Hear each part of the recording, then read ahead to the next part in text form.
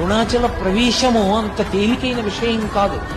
అరుణాచలంలోకి వెళ్ళాడు అంటే వాడికి ఏదో అధికారం ఉంది, పరమేశ్వరానుగ్రహాన్ని పొంది ఉన్నాడని గుర్తు.